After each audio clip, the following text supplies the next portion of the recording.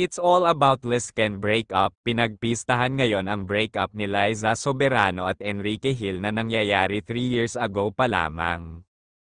Iba't iba ang komento na ibinahagi ng mga netizen.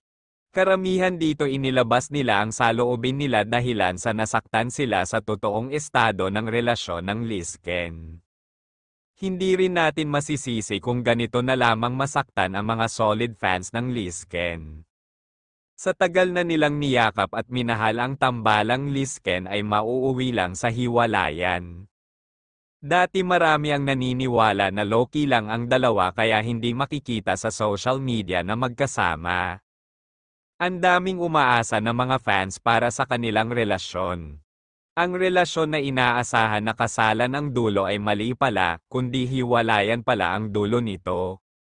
Sa podcast ni Liza Soberano maraming katanungan ang nabuo sa isip ng mga netizen. Bakit nga ba bigla na lang naging hindi masaya si Liza Soberano sa relasyon nila ni Enrique Hill? Sinabi naman nito na healthy breakup ang nangyari sa kanilang dalawa at walang third party o mali na ginawa si Enrique Hill.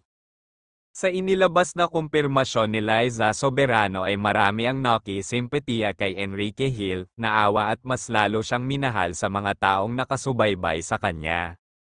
Sabi naman ng iba, hindi rin natin masisisi si Liza Soberano sa desisyon niya, hindi natin mapipilit ang isang tao kung hindi na siya happy dito.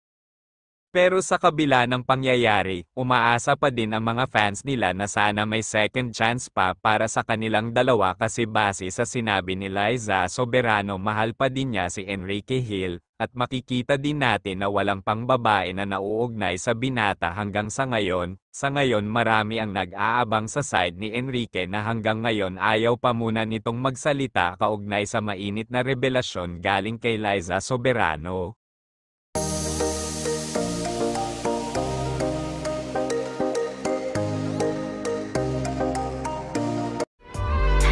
Thank you for watching.